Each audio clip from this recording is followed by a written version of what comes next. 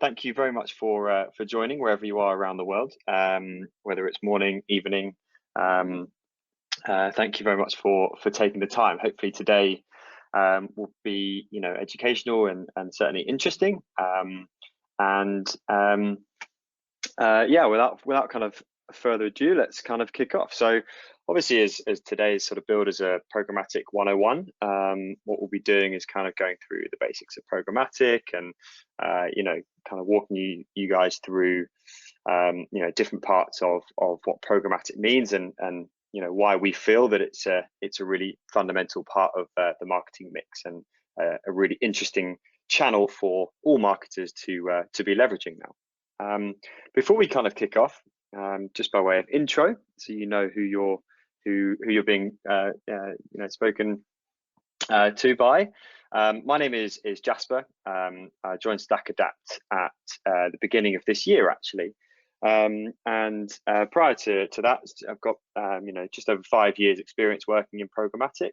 Prior to StackAdapt, I was at a programmatic marketing partner, and at that partner, we've had lots of experience working across loads of different tech partners, the likes of Google and DB360, if you're familiar, as well as some slightly other sort of different ones, the likes of Xandr and AppNexus, and also the Trade Desk. So heaps of experience, and hopefully I can impart a little bit of that onto you today.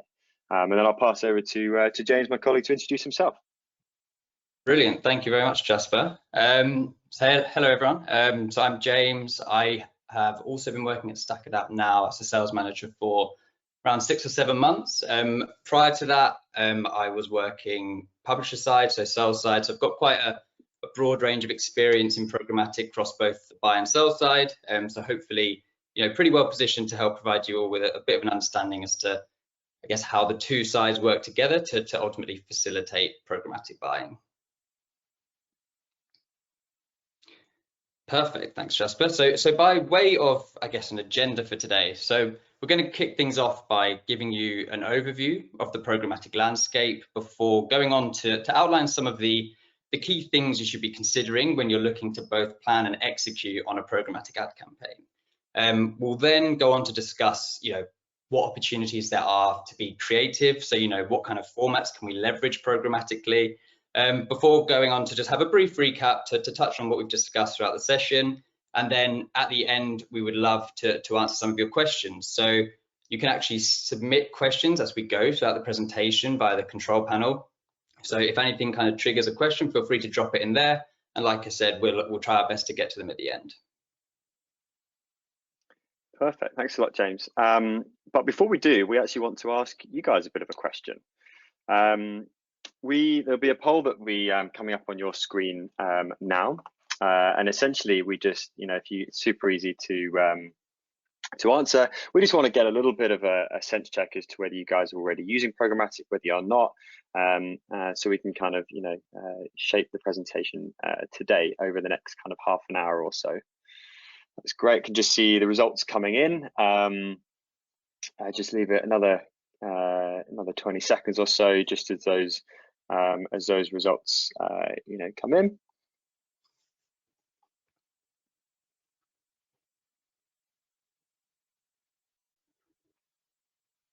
Okay, thank you very much. We'll just kind of close off that poll now. Really interesting results, actually. Just about half of you are already up and running with programmatic, which is fantastic. And about the other half are actually not running it, but planning on using it. So hopefully for one half of you guys, this will be either a bit of a refresher or might shed some light on some new parts of the channel that you guys can leverage. And then equally, hopefully for the half of you that aren't using it, hopefully will help ease you into it and kind of answer any questions that you've currently got around programmatic as a channel. Thanks very much for that. I'll pass over to James to go through the first section here. Yeah, perfect. So yeah, like Jasper said, it looks like a kind of real range of both programmatic experience and potentially expertise as well on this call, which is really interesting to see.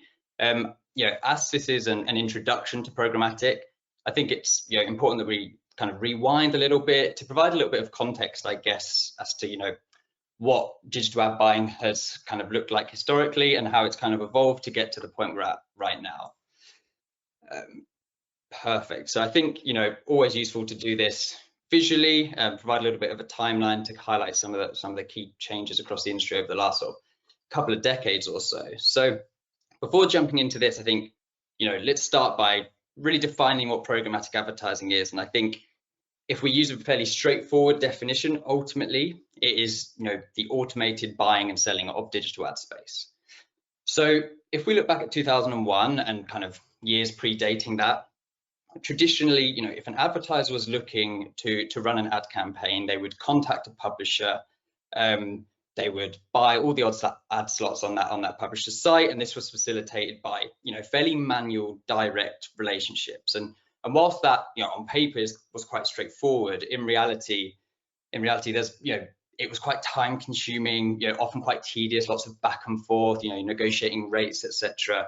And ultimately not particularly efficient from an advertising perspective, as you're just showing all the same ads to everybody visiting that site. You're not taking into account things such as demographics, previous viewing habits, geographic location. Lots of different data points are essentially being lost here. And really more problems arose with this way of trading as the internet boomed and the number of publishers online multiplied really rapidly. It meant that from a kind of agency advertiser perspective, striking deals with individual publishers became really not very feasible. And it also meant a lot of publishers were left with unsold inventory on their site. So not really efficient for either party. So what you kind of have over the next few years there, between 2001 and 2009, is the creation of ad exchanges and both demand side and sell side platforms that are ultimately geared towards helping to automate some of these processes. And then really by 2009, with the introduction of real-time bidding, is where things really kind of began to take off, because you now have advertisers being in a position whereby they can leverage data to more efficiently buy ad space and to get in front of users wherever they happen to be online, a far less kind of blanket approach to advertising here and ad buying. And then really since then, it's really, the industry has just grown exponentially. So, now all advertising you see, be it kind of on your smart TV, be it, the ad you hear when you're listening to your favorite podcast, or the digital billboard you walk past on the bus station, all of these things, all of this inventory can now be bought and sold programmatically. So, that's kind of what the industry has looked like and how we've got to the point we're at right now. I think it's important to get an understanding around, what can you actually buy programmatically? What websites and apps can you advertise across, and what inventory can you access? So hopefully this helps to visualize that a little bit.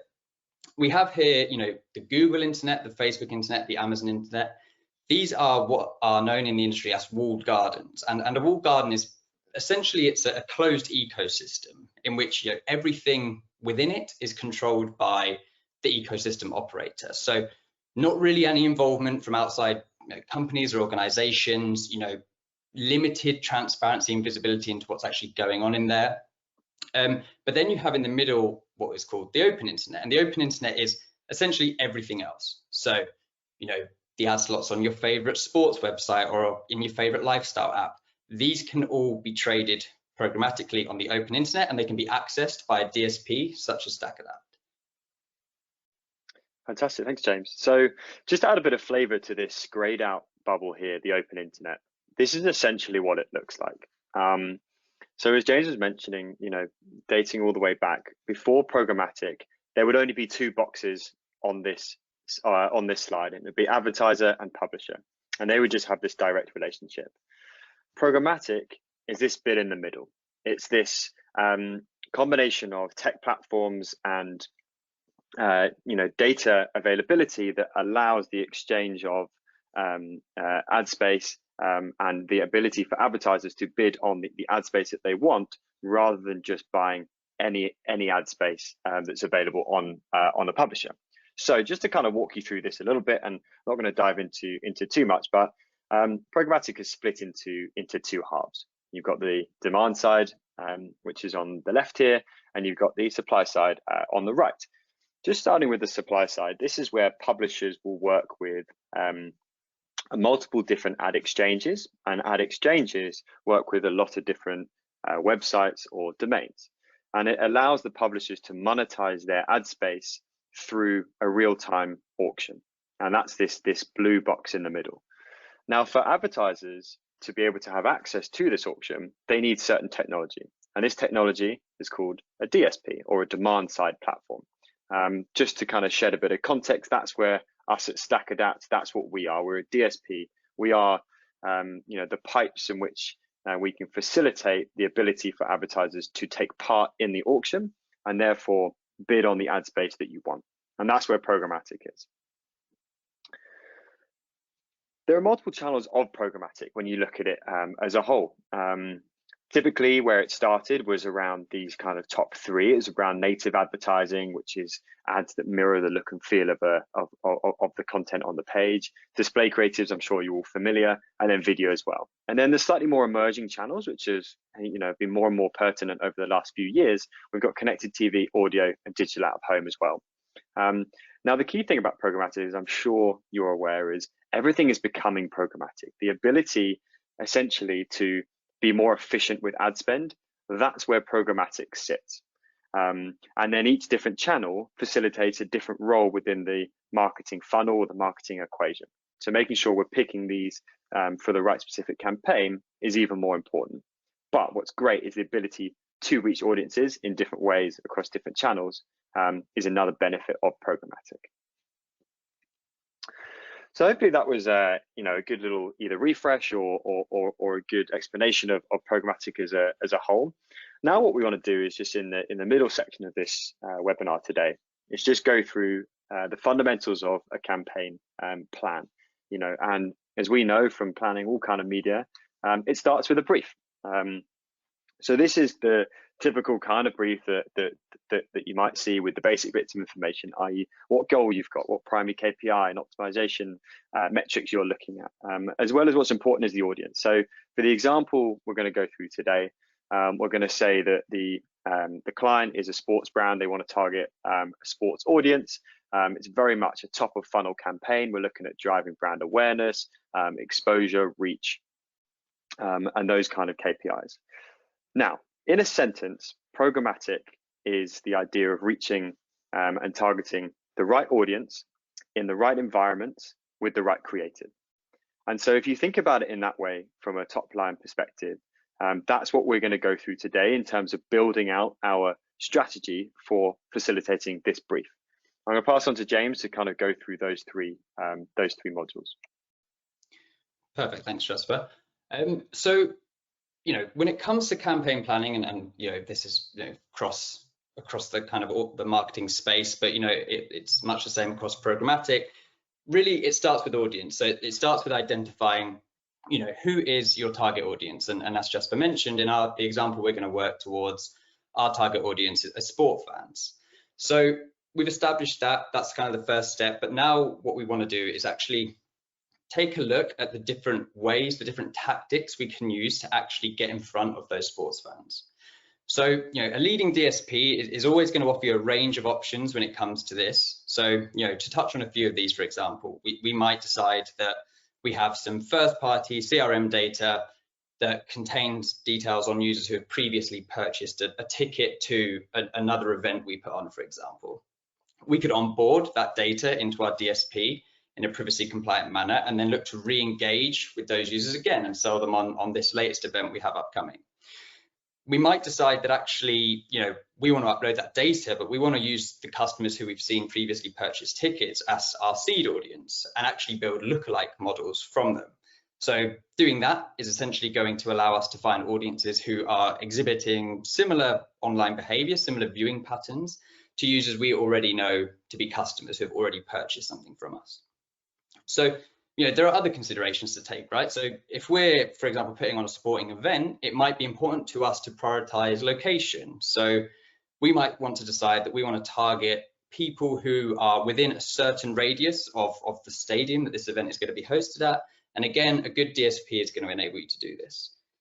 Then there's other things you might want to consider, and I think something that potentially quite a lot of people on this call have heard more and more about recently is the importance of contextual and reaching users whilst they are reading and engaged around contextually relevant content. So there are a few different products in market that can help facilitate this. We have our own at StackAdapt, our page context AI tool, and what this is going to do is it's going to allow you to reach and serve ads to users at that very moment they are engaged around a specific topic or a piece of content. So, for example, currently we have the football European Championships live. I mean, soccer for our friends across the pond as well.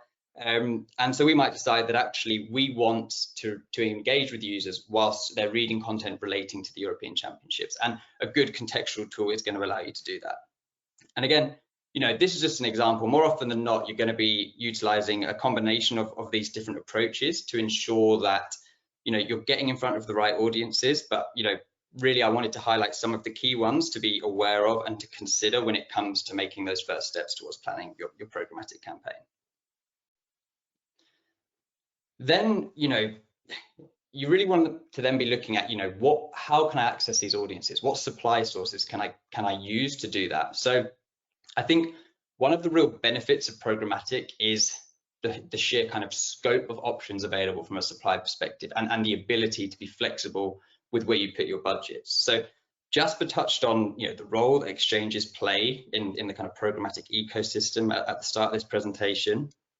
And this is when you should be considering which exchanges are ultimately going to give you the best access to relevant publisher inventory. So again, a good DSP is going to offer you a really wide range of partners to enable you to easily test out different exchanges, different supply sources, to figure out which ones can deliver the best results and the best performance for you and your brand. And different exchanges are often going to specialize across different channels. So deciding on the channels you want to activate across is really going to influence which exchanges you're going to prioritize here as well.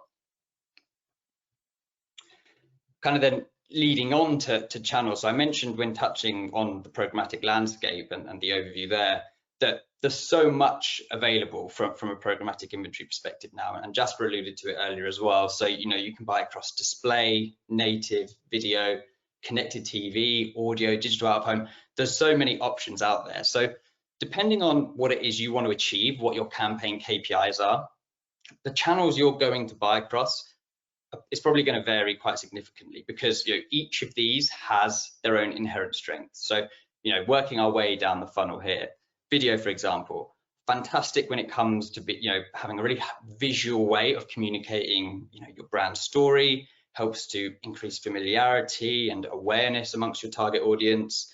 Something like native strength lies in the fact that it doesn't necessarily feel like an advertisement due to how it kind of sits and renders on that publisher's site. It means people are more likely to read that content and engage with it, making it a really great way of driving traffic to site. And then you have at the bottom display, and display, is something we're all going to be very familiar with. It is the most common type of online advertising, and it's the sheer scale of it make it a really effective way of maximizing brand exposure. There's certainly a reputation with display as it being potentially a little bit less exciting than other channels. However, Jasper will touch on in the next section. Actually, there's some really interesting ways you can leverage display to create really attention-grabbing creatives that help to cut through the noise. So he'll touch on those shortly. And again, whilst all of these have their benefits, as Jasper mentioned, the campaign we're planning for is awareness focused. So for us, it makes sense to look towards using video here, because it's going to prove a really effective way for us to engage with our audience and help to communicate with them about the upcoming event we're hosting. Great, thanks, James. So that's kind of it from a programmatic 101 planning a campaign. We found that right audience through loads of different solutions and tactics. We've identified the supply partners that we want to use, i.e. the environment, and then ultimately working out what creative we want to and channel we want to use. But the final piece of the puzzle, and certainly this is where programmatic, certainly from my experience, is absolutely fantastic, is more from the analysis, right? Running a campaign and and delivering a campaign is just the first, it's just the first hurdle. The second thing is actually from insight and reporting. So this kind of largely falls into three categories. Either before a penny is even spent, looking at pre-campaign analysis, really identifying, the size of an audience based on the different variables and creatives that you have selected, and then ultimately, before a penny is spent, how much, kind of what campaign you want to run. But then, interestingly, and this is where the kind of, the real crux of programmatic, I think, comes alive, is the mid-campaign analysis. So this is where the insight and optimization really happens, whether that be from an audience perspective, a creative perspective, supply level perspective. You're really honing in and tweaking the campaign throughout the campaign to ultimately achieve the best performance you possibly can. But then ultimately, the support doesn't stop there from a programmatic perspective. And this is why, choosing the right programmatic partner is really, really important, because it's the support that comes after that I think is really crucial. And this is the post-campaign analysis. So understanding what's happened in the campaign you've just run, but most crucially, identifying what you can learn from it to plan a future campaign to make sure we hit the ground running. And ultimately, every campaign that you're running, you're building on previous performance, whether that be on the data and the algorithms and machine learning you've got, or whether it be from a creative perspective as well. So that kind of closes off the middle section here. And then just jumping into the third and final section. So this is more around ad creative. So before we go in, just want to say, breathe. That's a lot of information we've just thrown at you. We've spoken, to you quite heavily around data, around tech, around, programmatic targeting tactics. That all might sound really scientific. And in programmatic, I think everyone, sees it as this sort of scientific way of running media. But that doesn't mean that there's no space for creativity. And that's kind of where we want to highlight a few things here. Certainly from a kind of a standard creative perspective, they largely fall into these three channels and creatives, whether it be video, pre-roll, in-stream, whether it be native, which, as I said, marries up and mirrors the look and feel of the page content, or display creatives, as we all come to know and love. So this is the standard setup from a creative perspective, but there are loads of really cool, interesting things that you can also do programmatically. And this is where we get into the really sexy stuff. So dynamic retargeting is something I kind of want to focus on a little bit, just to kind of whiz you through what it is and how it can be used. And what I want to call out before I do is that I think programmatic certainly is often bucketed as an upper funnel, higher funnel, marketing channel, whereas it doesn't have to be the case. Dynamic retargeting is a really, really great tool to run those lower funnel campaigns. So in essence, what we do is we place a piece of code on an e-commerce website, for example. And what we're able to do is then, based on what a consumer has been looking for or looking at, we can then serve them and retarget them a display creative that is personalized to them. And what we're able to do through this piece of code that we put on the website is we're able to pull back things like the price, perhaps the brand name, and promo code or something like that. So we're really, really honing in on this lower funnel CPA, direct response conversion campaign basis. The ad creators themselves are built in real time, which is pretty cool. And they can be completely custom to whatever you guys, would like to run in a programmatic, setting. So that's the first one that's a bit more specific. And then the last one that I want to call out, broadly speaking, can be bucketed as rich media. Rich media essentially can be anything. Sky's the limit. Think big. The example here is more around a color palette where a consumer can interact with the ad and change specific color of the wall based on the paint that they might want to buy. But really what we're trying to say here is programmatic can be creative. And I think programmatic is really finding that sweet spot between science and data with creative thinking. And a lot of creative thinking can happen within the ad.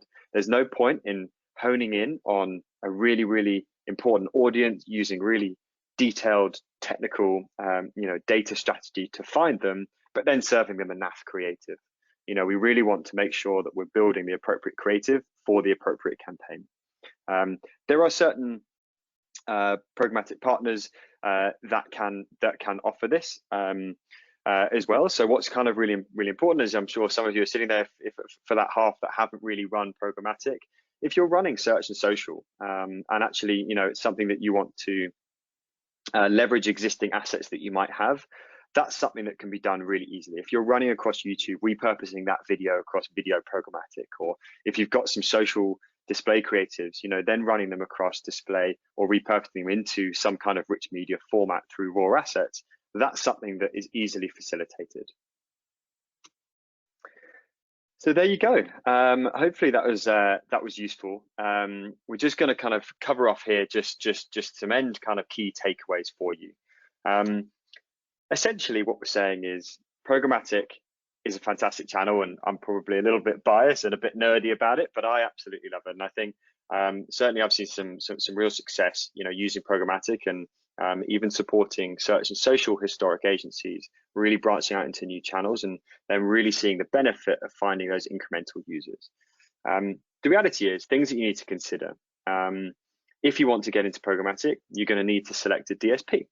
The things that you need to select, we've kind of gone through largely, but just to kind of round up, finding a DSP with multiple different channels, it just makes your life easier, because you can set up different channels for the right specific campaign, whether it be top of funnel, lower funnel, however it might be. It's really important to find that. Then a mixed bag of targeting capabilities, leveraging different data sources to build custom solutions to find your audiences is also really important. And then ultimately, and it's the kind of the big buzzword of the industry and has been for a while, but leveraging a DSP that has some really solid AI and machine learning, not just leaning on the creative side of things, but also leaning on the technical scientific side, and it's finding that sweet spot, as I mentioned. Just to be a little bit cheeky, would you believe that actually StackAdapt does have all of these? So if you wanted to drill down into any of these specifically, please feel free to either reach out to us. We've got contact details in the next slide, I think, or even chuck your questions in the question box, as I said, or as James said at the beginning, because we will be coming on to those at the end. But I'm just going to pass on to James to wrap up here. Brilliant, thank you, Jasper.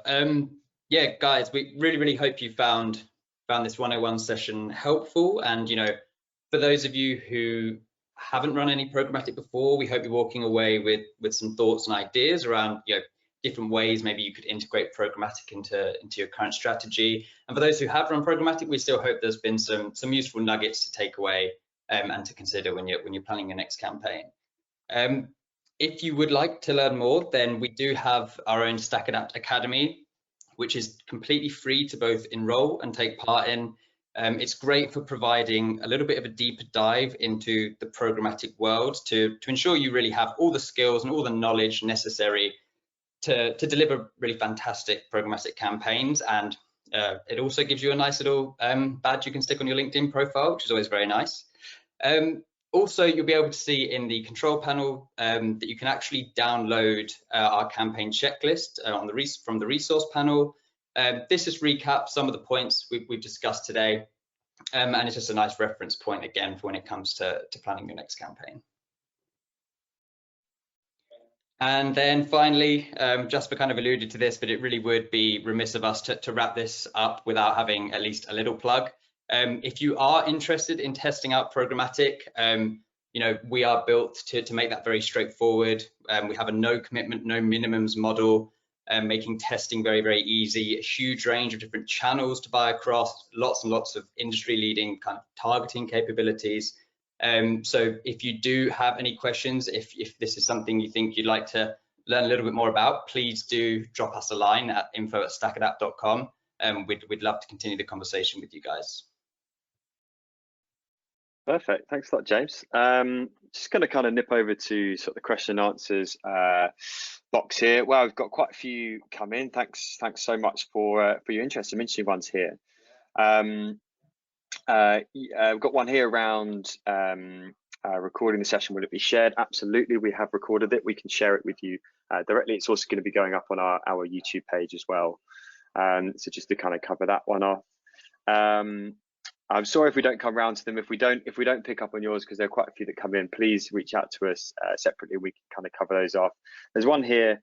I've got a client asking about programmatic who historically put all spend into search and social. What budget would you say is necessary to get started? It's an interesting question, certainly for those that looking to get into programmatic. The question here is more around kind of what you're looking for. As we mentioned, there are some tech partners that do require some slightly larger minimum spends. The great thing about StackAdapt is that there isn't. So if there's a 5K contingency to put into test into programmatic with the support of creative and things like that, then that's hopefully kind of a really good starting point. What we would say is that you want sufficient spend in order to and ensure that the machine learning and AI is doing its thing and has enough data to build a sophisticated algorithm off the back of. But around about the 5-10K mark is probably what we'd say. James, I don't know if you want to pick one here. Yeah, sure. Just having a look. There's a lot of good questions. Thank you, guys. Yeah, one here. So what quality of inventory can I expect when buying programmatically? That's a really good question. I think if we think back to the timeline, we kind of ran through it earlier on in the presentation. Certainly in the early days of programmatic, there were perceptions around what inventory quality looked like.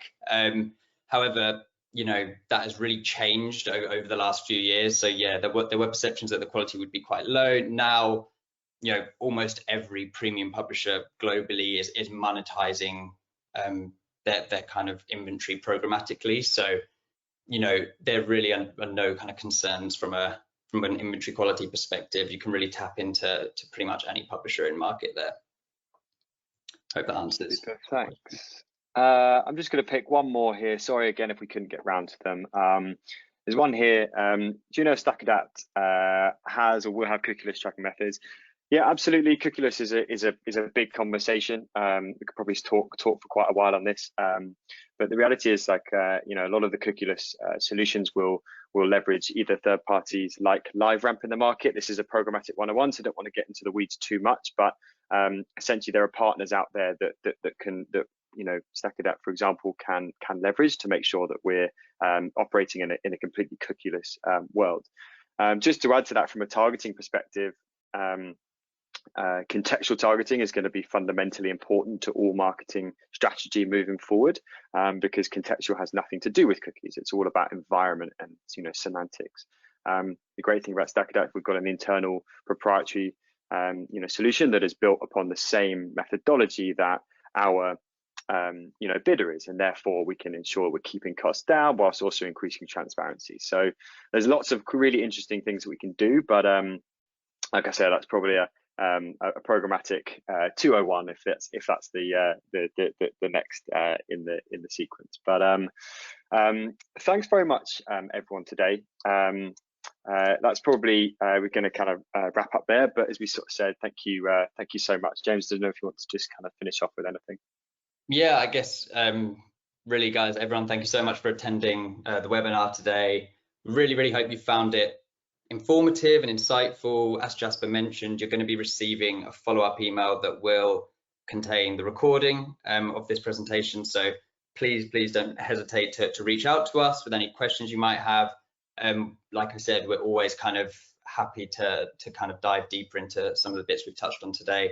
But thank you again for joining, and I hope you all have a lovely rest of the day.